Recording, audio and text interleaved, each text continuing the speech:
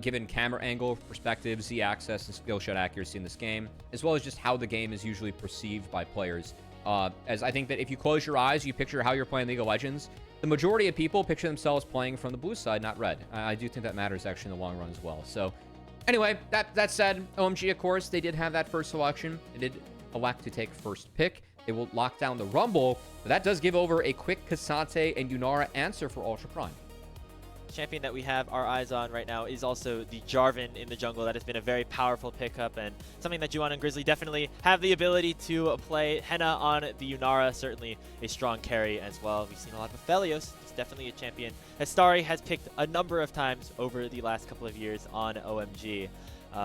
It feels to me, I was saying this yesterday, Cubby, the drafts haven't really looked very different from what we've seen in 2025, despite all the changes. I've been a little bit frustrated by that, but again, it is very much a team consensus thing, guys. Like, when you play the game at this level and something gets nerfed, teams are not going to drop that. They're first going to figure out, can we still play the game with this nerfed, and is it still winnable? And if so, can we move on from there, right? They're going to test it out first. So I feel like a lot of the meta is just kind of picking up where we left off in terms of last year. And while there are a lot of new items and a lot of new champs, where especially in solo queue, we feel like they're strong, not a lot of those things have just made its way to the pro stage quite yet.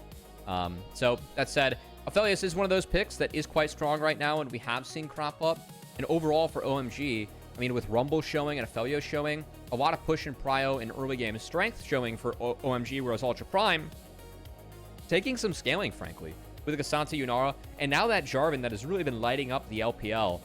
This pick early on in the season, guys, Jarvan's 8-2 in this league. And I think that Jarvan really benefited off of a faster game pace, because he specializes in playing at flash deficits, taking away your flash and then playing well when you're at a flash deficit. And just the speed of the game, the pace that we have, I think really elevated Jarvan this split. Feels to me like Juhan is more of the Jarvan-esque player versus Grizzly, who was known for playing a lot of Assassins back in the Challengers League last year. But having that early game threat on the J4 compared to the big scaling that the rest of the team has, nice little set of balance for Ultra Prime to open up this game 1 draft. Looks like Saber in the mid lane going to be targeted here by OMG as we enter that second phase of bans. No Vi available for Juhan either. Surprised to see the Thresh ban. It has been more and more popular alongside the Aphelios specifically.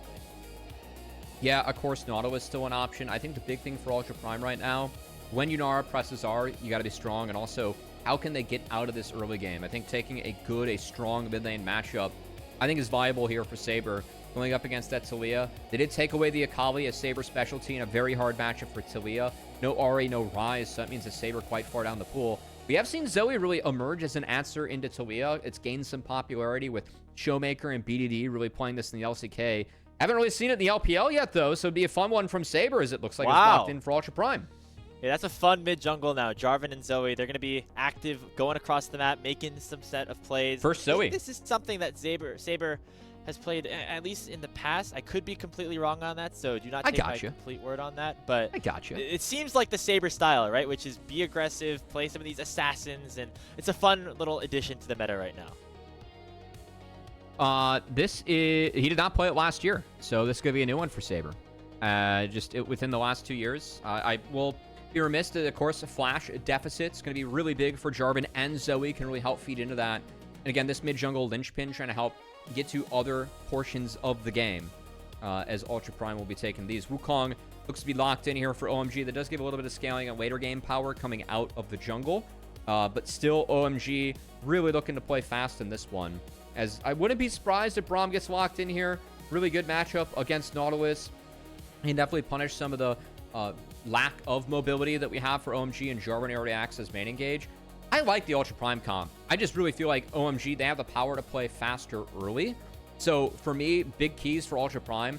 Can Grizzly and Saber step up, be strong enough in this early game as a tandem to really help affect the side lanes that should be winning here for OMG with the Rumble and Aphelios Nautilus having edge in their personal lane matchups. And then can OMG blow that up between the Taliyah, the Wukong, Taliyah having access to really get out and active on the map to help drive home these winning side lanes? Is this something where OMG can play fast enough to get that lead and run away with it against Ultra Prime, who did draft early game compositions against LGD and really failed to do anything? So I feel like this more using mid jungle to get the rest of the map into the game bit of a different look strategy from Ultra Prime compared to their first series, and we'll see if that pays off. Our two teams in Group Nirvana that we saw play yesterday, that being LGD and LNG, definitely a more slow-paced approach in terms of how they decided to go across the map in that 3-game series. Have a feeling it's going to be a little bit different, at least in this first matchup between OMG and Ultra Prime.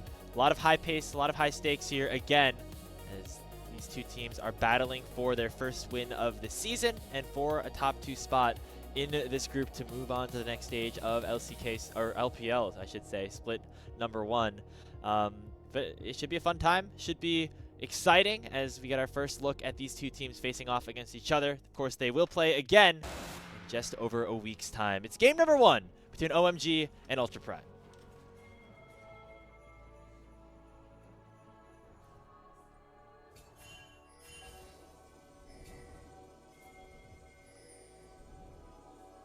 I know it's Group Nirvana, guys.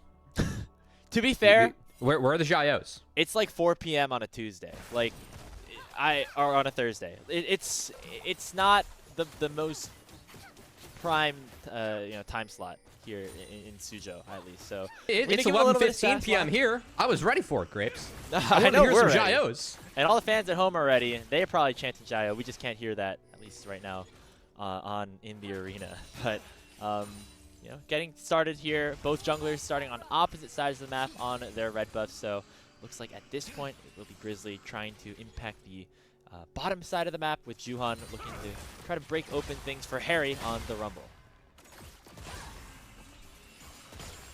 Interested to see them pathing away from this Aphelios Nautilus lane, as this is one for me where if the Nautilus does get jungle help, this lane is winnable. That is part of why you're picking Aphelios into the Yunara, to have that laning strength, laning pressure. I'm definitely going to be looking out to see if the gun combos end up being good from Starry, as it was definitely one of the players we were looking out for coming into the day. And Starry did opt for the cleanse this game, which I find a bit interesting. Obviously can help you against Braum and Zoe, but frankly, that's about it. And I thought that was enough where it may not be a cleanse for Starry, because again, lane phase, you want to have that barrier and try and drive that one home, especially with the PTA. As man, usually we get these ads in Champ Select, but I guess since it's a Group Nirvana game, Grapes, we're just throwing this one out during the gameplay. This is like they as forgot the third wave crashes, please. Someone on the LPL marketing team is not happy with the deliverables being sent out.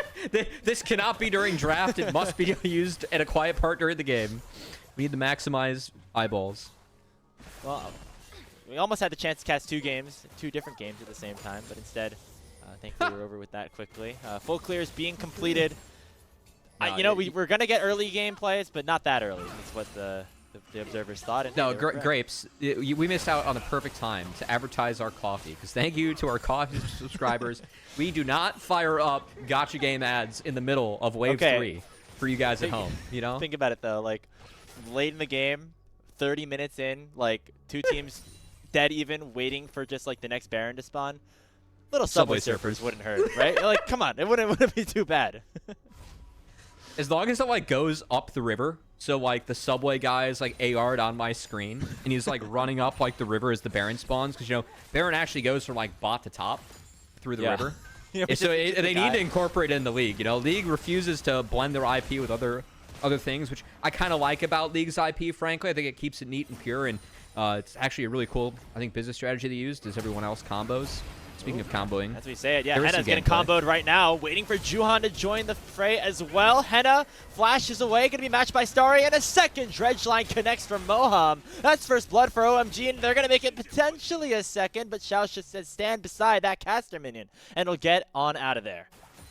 I did talk about sending the jungler to go help out that lane, and we did see Juhan pathing bot to top, but when he revisited, it was at the timer that Starry was on blue-purple. If you're going to gank for Aphelios, blue-purple is the best gun combo that you can gank for as a jungler, and that really was the difference maker in making sure they get Hena, because those Gravitum shots with the purple gun, it slows every auto, and that was essential in making sure they could keep pace, get to Hena, take down the Yunara, and get that early lead. Didn't get the kill on the Starry, but still, I think that was a really nice game plan from OMG and a good understanding of Aphelios in this matchup. You go to that lane, you want to go on blue-purple, so well done.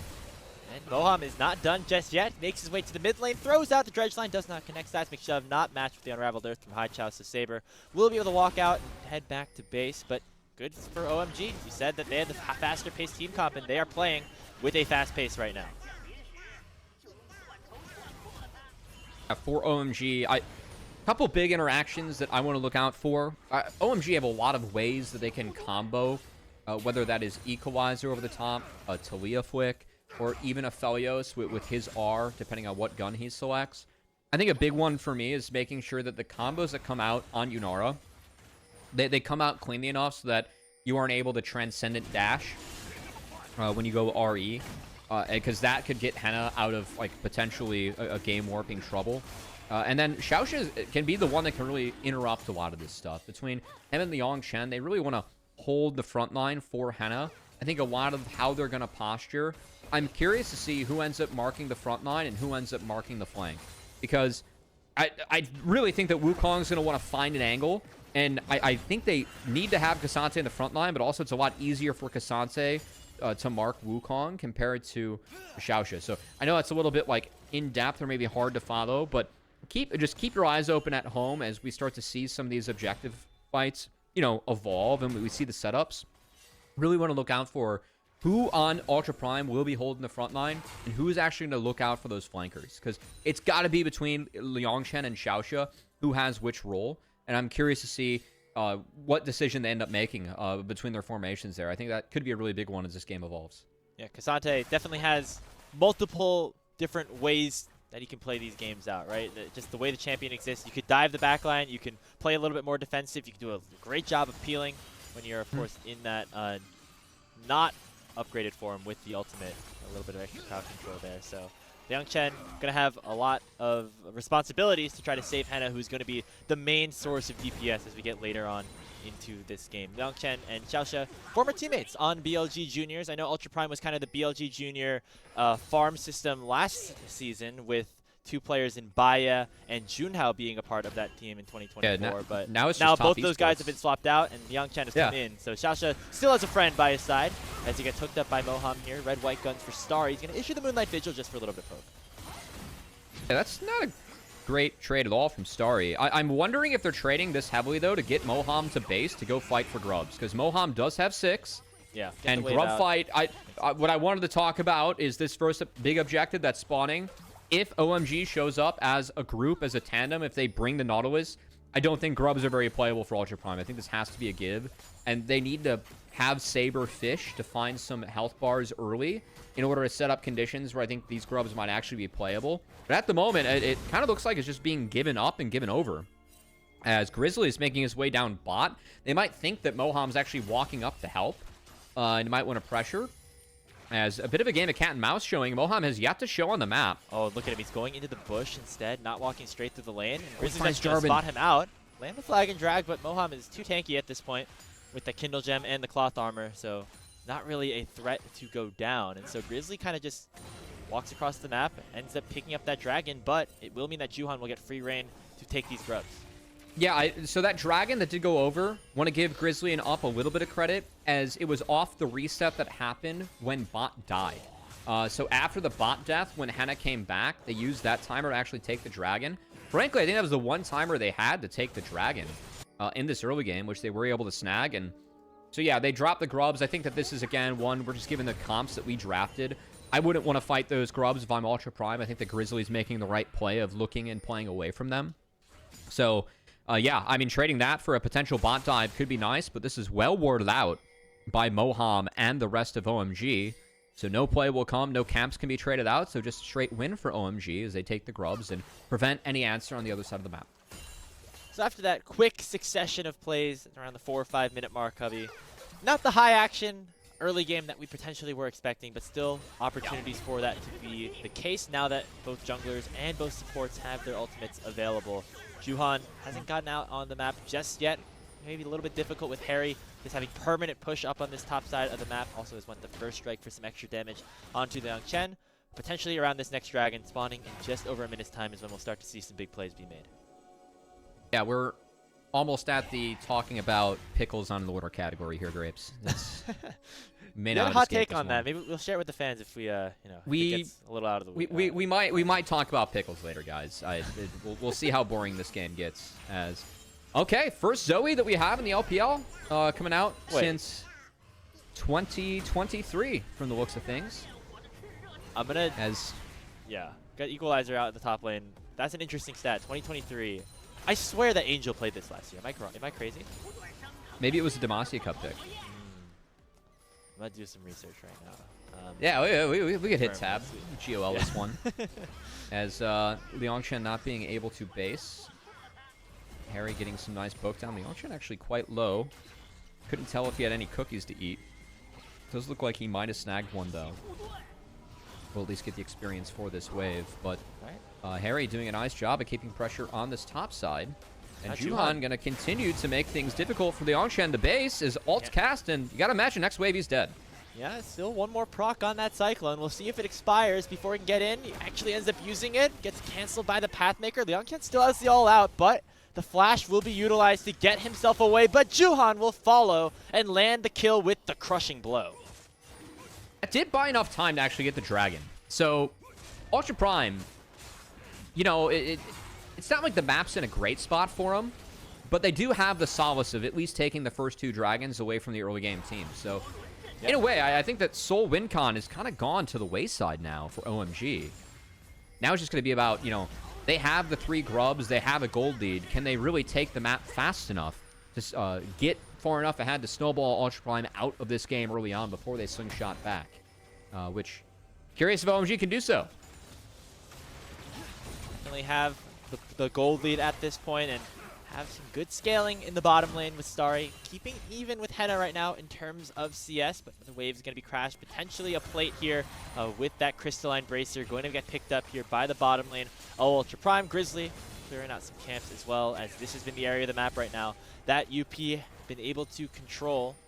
Saber down here as well. This is the mid-jungle combo that we were talking about. Cubby having a little bit of mid-game agency. Sleepy Trouble Bubble does connect onto Moham, but that Paddle Star does not. We'll continue this cat and mouse game now around the red buff. And Moham says, screw that. We're just going to go straight in. Lands the Flap Step Charge onto Grizzly. But now it comes the re-engage, and it is a big one at that. With Saber getting the first kill onto Moham. And Hena now dashing over, transcended onto Starry. Lands the slow and the laser. And goes in onto Starry and takes him down. A big answer for UP in the enemy jungle as they go 2-0 in the fight. Yeah, Saber might have been but he could take the enemy summoner spells, use them against OMG, and frankly, that look from Moham off the bat, way too fast and aggressive. Grizzly does a nice job of playing out of it between the flag and drag and the flash over, but you can wait for that depth charge to connect. You might be able to save the dredge line. It's also a great way for you to proc Aftershock, or I guess chain it since it would have been proc by depth charge, but I just don't think that Moham needs to make that play, especially into the Jarvan. That is not the right target you're looking for in that scenario. And those are 2 big kills that go over to Ultra Prime, as they're going to find a third with Hery going down to the top side. It's a bit of a beneficial trade overall. You get the first tower, and that's a nice bonus of gold. And Hery does significantly outpace Liangchen in terms of gold at this point. 1,500 in his advantage despite that death. But let's take a look at this fight again. Yeah, very quick trigger. Grizzly's able to just flash away and immediately EQ back in. That snap engage was valuable here for Ultra Prime. Yeah, this is really well done by Ultra Prime, but again, I think it's just a big throw coming out from OMG. As I got to give a little bit of credit to Haichao on the wall. Actually got some summoner spells out from Ultra Prime as they were able to chase down Starry in the end. But I think that the positioning from OMG, like, Moham and Starry just ended up being disconnected. Starry goes down. I feel like, again, that's more so off the back of OMG, how they started that fight with Moham. Starry just ended up kind of stuck on that side. And I don't really see the angle to win there outside of picking Jarvan. In which case, I also have to question why Moham just didn't lead with a flash dredge line. I think that's better than flash depth charge, especially if you're going to throw the Q not to even, like, chain the dredge line. It's kind of weird. And now Juhan just free. gets locked down by the concussive blows. XiaoXia finishing off that kill.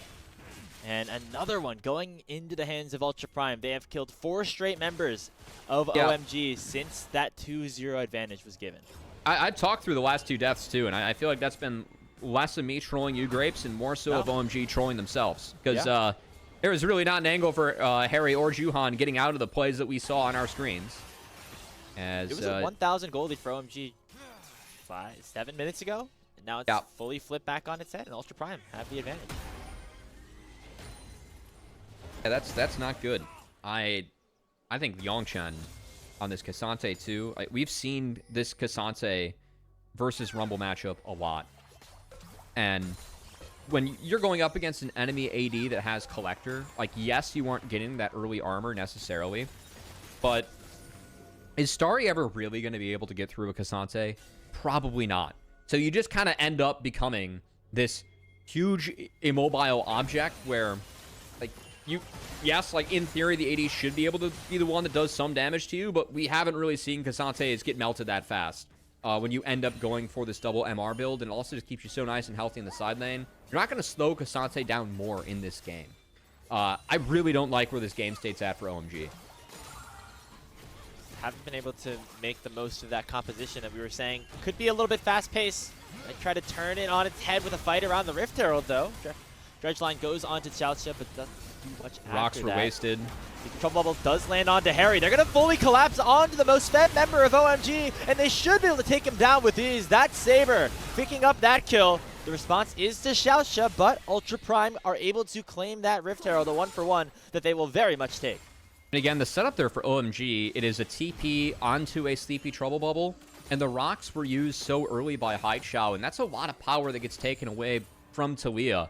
Because being able to fight around those rocks can be really big for holding the front line and just preventing enemy spells from coming out. When the rocks are down, used for nothing that early, pretty easy for Ultra Prime to be able to force between that and someone TPing on the Sleepy Trouble Bubble. And the Dragon, it has been OMG sleeping on this, but Grizzly has been wide awake from hibernation in terms of locking these down on time. As the comp that we decided was the scaling comp, spawning into this one, Grapes, is the one that gets the first 3 dragons before the 17-minute mark.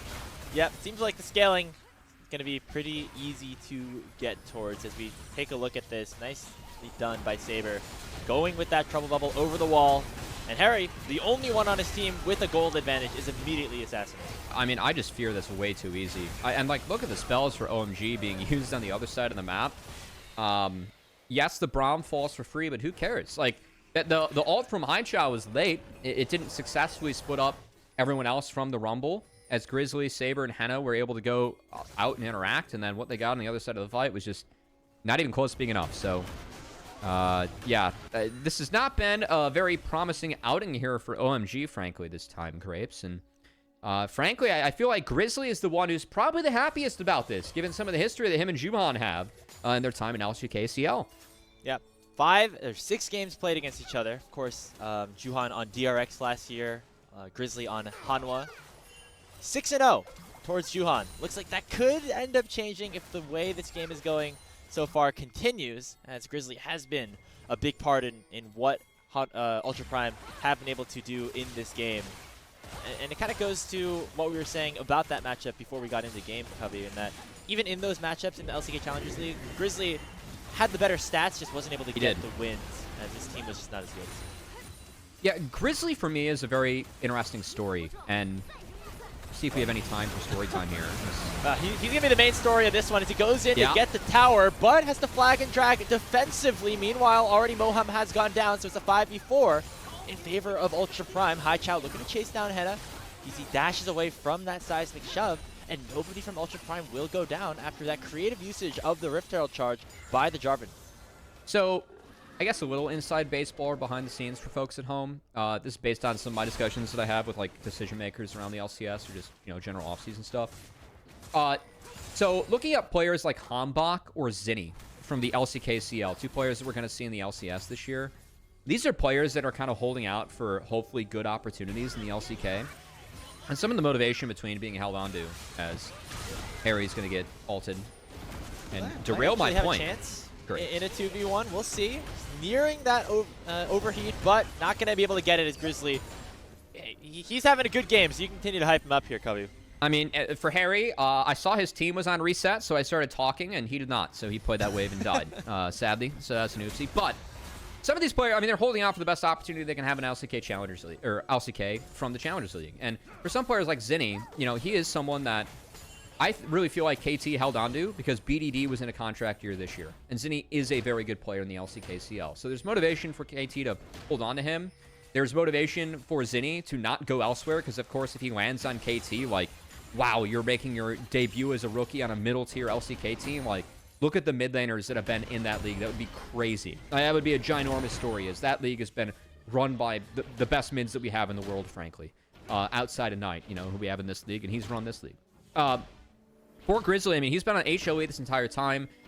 He was a good Challengers League player when he really didn't pan out for his chance at the higher level, and that chance came too early because it was off of controversy from Quid, if anyone wants to go back and remember that. So I think that for me, he's always been a player where I feel like his stock has actually been a lot lower than where I find him. And I feel the same way about sometimes players like Hambach, who I've been talking about with people over here who's been good for 4 years and just never got that chance.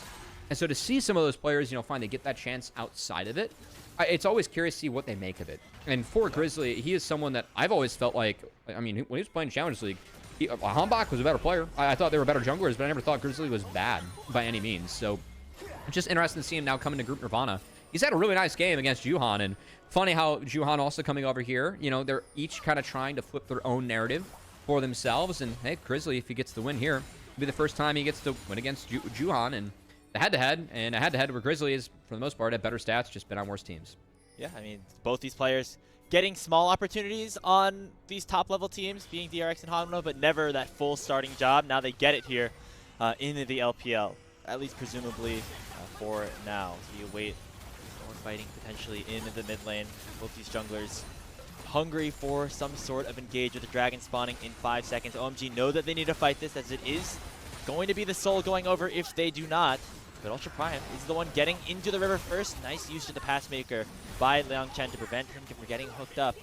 And now it will be Grizzly starting off the Ocean Drake for Ultra Prime. We have XiaoXia and Liangchen both in front. They don't need to watch the flanks given the vision they have. OMG's playing from so far behind. They can afford to put both in front. Moham immediately finds the hook onto Liangchen. Not the priority target that they're looking for. The Weaver's Wall does split up the fight, and Liangchen is a little bit separated from the remainder of his team. Here goes Juhan, going to make it a 50-50, and he does get the dragon. It'll cost him his life, but that is a big win for OMG as they stall the game out for a little bit longer. Not the prettiest series of events from either of our teams here at Grapes, as I think OMG walking away with a dragon and only down 1 is probably the best case scenario. But Haichao, brother, what are you doing walking in that brush? Not supposed to be there, as another kill makes it a 2-0 instead of a 1-0. And that makes it a bit tougher to stomach if you are an OMG fan, because now, even though you gave up or you were able to get that dragon, it's going to cost you the Baron without a mid laner or a jungler alive. Yeah, I would love to see another look at that dragon, because I feel like, you know, this past week I had the privilege of coaching some kids in a combine, and the majority of which had like never played in OQs, so it's very much a, you know, new player perspective. That looks like a dragon setup from maybe straight out of that combine. We definitely would have talked about the, you know, Group Nirvana, basically the combine of the LPL. Hey, how are we holding Banana Brush? It was held successfully by Ultra Prime. It was, but, you know, the steal ended up coming in. I mean, again, this formation, OMG should never, ever be able to win a fight after this. Like, engage. Like, they burned everything on the Cassante, who had the AP shield, and took pretty much minimal damage, right? So he's kind of stuck up there. They just let Juhan in for nothing. Yeah, I mean, it was a good combo. Good smite, good takeaway, but still. Oh, he ended up on... He was just trying to get home. Brother, he could have walked out the other way. Haichao is in the audience. You're like walking into that lane. That's so crazy. I take it back. I take it back. Walking into that brush is ballistic. I'm so glad he died. Sincerely. We're going to go for more here as Juhan already popped the cyclone. The target will be XiaoXia. They get him first, but it'll come at the cost of Juhan's life. Remember, the Baron buff also exists here for Ultra Prime, so any kills that they get will be even potentially more structures falling with these empowered minions crashing in. So it will be a 1-for-1, but Ultra Prime's going to take it as they crack open this bot tier 1. As the minions crash in, I'd like to crash out about Haichao walking into that embankment brush. That was the most illegal thing I have seen this year so far, is Haichao. He's going to get slept, does not get caught out by anything more, though. As Ultra Prime, they've sent Grizzly mid for this. they don't have any TP, so Grizzly is the one that's going to make sure they play out 2 Baron waves as they go for a 3-1 setup, and Grizzly is going to take that one for himself. I think that's actually a kind of a nice adaptation from Ultra Prime, as Liangchen being down TP, Grizzly could reach the fight faster if one were to break out bot, and has a nice attack speed steroid and can handle himself in the mid lane. So I actually kind of like that setup rotation. Does give Ultra Prime 2 inner turrets off a nice play from Grizzly. And as this has gone on, the gold lead has just completely gone into Ultra Prime's favor. It was pretty close for majority of it, but remember, OMG had that slight advantage in the early game off of that good start to the game. And nice engage from Moham onto Hena, but since then, it has been all UP in this battle for who potentially could continue to contend here for that top 2 spot in Nirvana. Ultra Prime obviously have not yet gotten that full-on opportunity to play LGD. And if they do end up getting it, it would be definitely a good opportunity for them to get into a winning position. Juhan going to look on Saber here mostly. I do like how Saber, he's actually been, I think, doing a decent job on this Zoe. One that we haven't seen from Saber. This is a unique counter pick, Grapes, and we are looking to see who could really step up out of these 2 mid laners. In Haichao and Saber, so far it has been Saber utilizing that counter pick nicely and getting the best of this mid lane matchup. Really like how he's positioned on the Zoe kind of around the fights or outside of lane. Also kind of curious if this was, we did mention in terms of red side, one of the reasons to actually take red side is poke. As I think that some of the narrower gaps that you get, there's a great old LS video on this about the old red side in League. It's still, a lot of the logic holds true for new red side, but how the map chokes, if you are a poke team, especially around Baron, poking into Baron can be very valuable and one of the few defenses or unique defenses that you have on the red side, because you have to reach over that wall, which can be hard.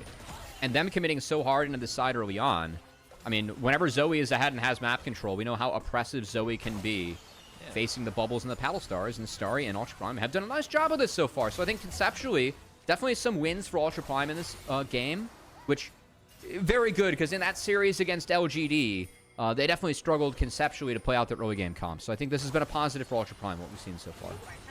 They're going to look to potentially finish off this game in a clean fashion with the taking of this Ocean Soul. See if Juhan can get another steal. Not in the pitch just yet. He gets knocked up by the Glacial Fissure. So it will be the Ocean Soul secure, but it comes at the cost of potentially some lives being lost. Liangchen already at half HP. Juhan, though, just gets eaten alive and taken down. And Grizzly will capitalize by landing that Cataclysm onto Hery. Starry out of position right now. Does land a big Moonlight Vigil and chunks down the front line of Ultra Prime. But Hena will dash forward and take down his opposing ADC. Only Moham remains on the map right now, as it'll be a 4-for-0 plus the Soul. Ultra Prime winning everything on the bottom side of the map.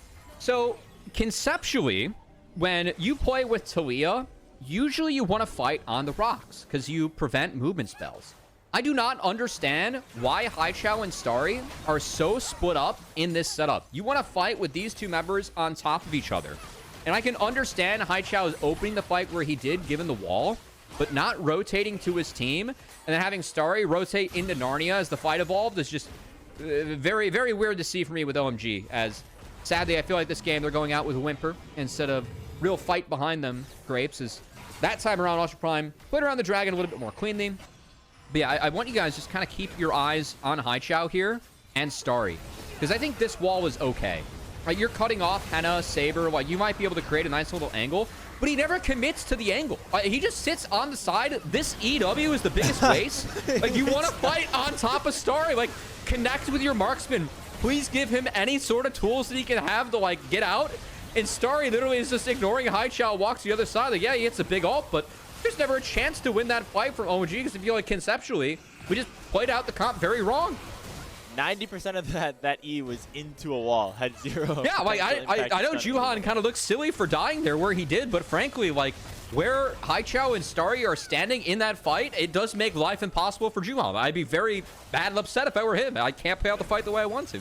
Talking about Baron poke, we're going to see that here as Grizzly and Hena are on a two-man mission with Saber and Liangchen providing havoc onto the opposition. It looks like the target will be XiaoXia, but he flashes over the wall. The Baron secured already by the J4, and Juhan just gets in there a little bit too late. Cataclysm enforces a flash from both bot laners, and Hena is now transcended. Gets eaten up here by that seismic shove, and the Moonlight Vigil is big, but will it be big enough? Don't think so, as only Haichao will remain in terms of carries for OMG. It's 4 kills for the cost of Hena, with the Baron also going Ultra Prime's way, and it'll be Haichao looking to try to have a miracle happen in the mid lane to try to save this first game.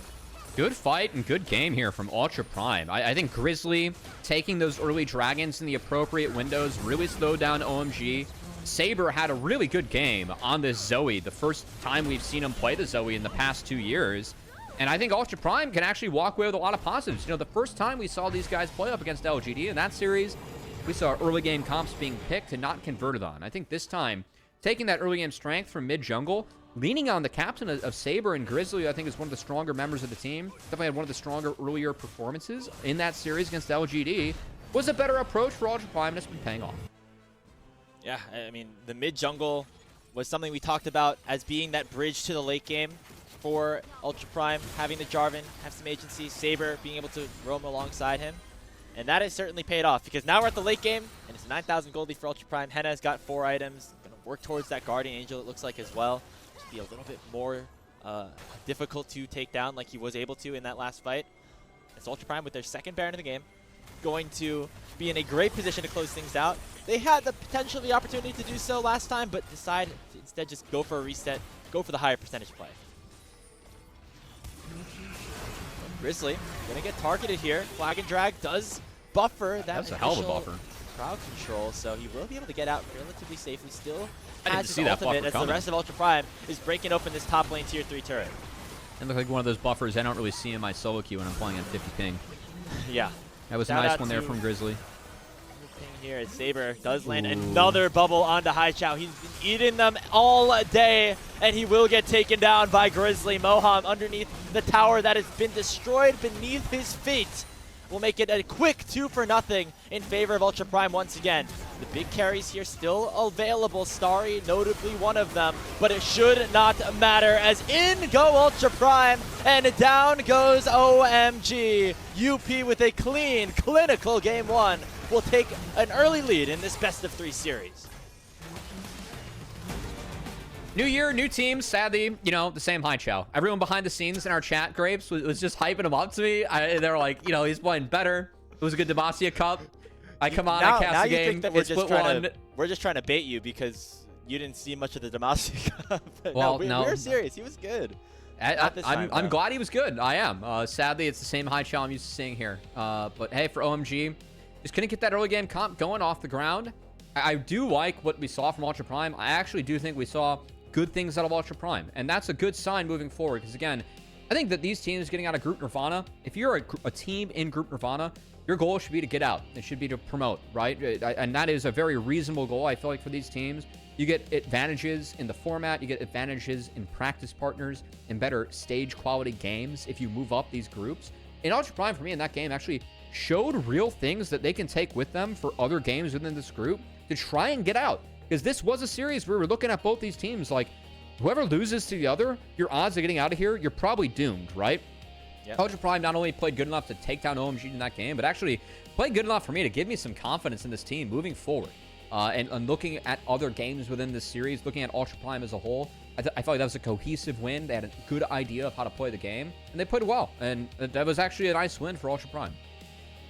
I mean, aside from the early death onto Hena, you know, that was basically a flawless game for Ultra Prime. They lost members at points, but it was all in situations where they won more on the other side of the map, and they end up taking a pretty clean win over OMG, who, again, had the better Demacia Cup performance between these two teams, but Ultra Prime and Demacia Cup didn't have Grizzly, didn't have Hena. These two players have come in and really revitalized this team, it seems. Yeah, and again, I feel like, you know, a lot of the players you get that come out of LCK Challengers League, like, I think a lot of people at home are like, oh, why are these players like better that come out of here, especially when looking at like, even like NA. And for me, a lot of it is access to coaching early on. If you look at any youth sport and how you scale up, access to coaching earlier on in your career matters a lot. What happens over in the LCK? Well, if you're good, you're a trainee. In middle school, you might be paid a little bit to go into a team facility and just be a trainee. Then if you move up, you're on the academy team, not even the challengers team. You're on the team that Griffin was on with SKT, right? And so there's a real system for like moving up and how much coaching and access you get. And it just means that like when these players leave, yeah, they are more put together prospects because they came up through a better dev system. And so to see that with Grizzly, who is newer in terms of him making his way over here, but also, with Hena, a player that at this point really has been a journeyman, and kind of the stability that he can bring. And look, that was a solid game from Hena. I think that Grizzly really did his job and more in that one. And for Ultra Prime, it was a cohesive win they were able to put together on the Rift there. And yeah, they picked a comp that was going to scale. They did enough to make sure that they could really weather the storm and get ahead. And they ran away with that game and made it, honestly, a very quick win given their early drag control and ability to turn around a few plays like on timers that should have been their opponents versus them kind of waiting for when they get strong. They were very strong early on. Yeah, I mean, one of the great things about having a really robust LCK developmental system, having even 14 teams in the LPL versus the 10 or the 8 that we see in some of the other leagues, is the ability to buy into certain players like Grizzly, getting him an opportunity on this team. Didn't get the chance in the right LCK position, but now moving over to Ultra Prime. Not necessarily a team that many people had their eyes on, but he individually is having a very good start to the season, and that is a great sign for what potentially could be a good year for UP if they're able to keep this level of play up. Obviously, still so much left to go. More matchups against LGD and LNG await for them, specifically this season. But if they can look like this is definitely a team that you can be excited about for the remainder of 2026. Yeah, I mean, this is a nice little slippery moment from Juhan to get in. But man, again, OMG, these setups are really uninspiring. I keep on looking at this fight, and again, I mean, this is something where I feel like OMG should be entering these tier 3 combines. They're gonna play fights like this because I just don't know what we're doing across the board here. I feel like when you fight with Talia, I mean, a lot of the times, like, a simple rule is a fight on Talia E, fight on Talia E, because I mean, it makes the enemies not like unable to dash, right? And then your EW combo is like so big for Windows to fight around. And how Haichao and the rest of the team are positioning, they are positioning to not have those windows. And you can see Ultra Prime playing out of those. Like, that flash from Saber was good. It's getting you out of the initial combo from Talia. It buys you some space. They reset the fight. Saber has a great find here on the Starry along with Hena. And yeah, I mean, that flick's nice. They try and fight around that, but the fight's already over because they missed the first windows. So, I mean, for me, it's like a lot of the times with these teams, it does come down to a lot of basic conceptual stuff. Because, yeah, like against the best teams in the LPL, you may not have the hands to keep up, and then it gets ugly.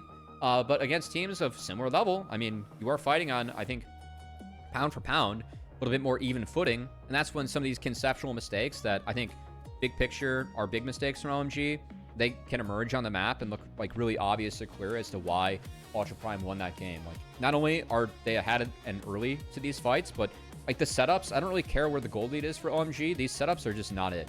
Like, they're not playing to what their comp needs to be. I care about it going into the setups because, like, they're late and they're playing to be late, and that's hard against Zoe. But even how they're playing out, like, those moments, like, from behind, it's very uninspiring. Like, they're not trying to find the windows they need in order to win that game. So, yeah, that's disappointing for me.